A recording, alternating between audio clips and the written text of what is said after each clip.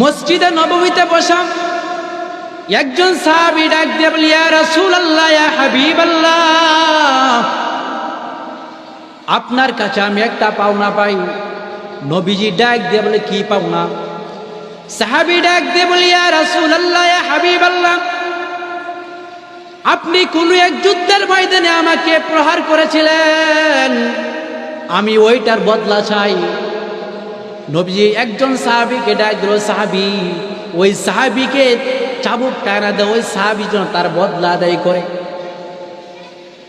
একটু খেয়াল করে শুনেন, এত বড় নবী হওয়ার পরে শুধু দুনিয়ার নবী নয়, শুধু দুনিয়ার বাদশা নয়, দু জাহানের বাদশা, ইমামুল মুরসালিন, খাতামুন নবিয়্যিন হযরত মুহাম্মদ আরবি সাল্লাল্লাহু আলাইহি ওয়াসাল্লাম বলতেছেন, ওই সাহাবী চামুকটা নিয়ে আসলেন। ওই সাহাবী চামুকটা নিয়ে আসার পর ওই সাহাবীর হাতে দিলেন। ওই সাহাবীকে বলল, ও সাহাবী, তোমার বদলা আদায় করো।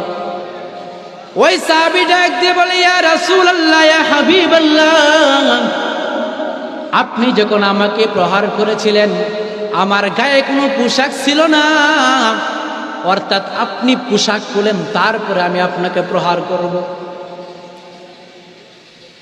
নবী আলাইহিস সালাতু ওয়াস সালাম শরীর থেকে পোশাক খুলতেছেন, আর নবীজির মোহরে নবুয়তটা চাঁদের মতো জমকাইতেছে। মোহরে নবুয়তটা সাহাবী দেখার মাত্র, কারণ নবীজির পিঠের মধ্যে ছিল মোহরে নবুয়ত, সাহাবী দেখা মাত্র ওই মোহরে নবুয়তের মধ্যে চুমু খাইলেন। সাহাবী ডাক দিয়ে বলে, ইয়া রাসূলুল্লাহ, ইয়া হাবিবাল্লাহ, আপনি কোনোদিন আমাকে প্রহার করেন নাই, আপনি যুদ্ধের ময়দানে আমাকে প্রহার করেন নাই। আমি একজন মুসলিম সাহাবী,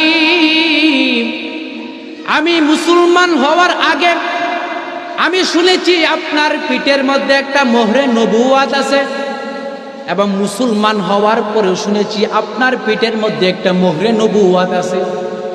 ওই মোহরে নবুয়তটা পাওয়ার জন্য, মোহরে নবুয়তের মধ্যে চুমু দেওয়ার জন্য আমি এই নাটক করেছি, এই বাহানা করেছি। ওগো আল্লাহর রাসূল, আপনি আমাকে মাফ করে দেন।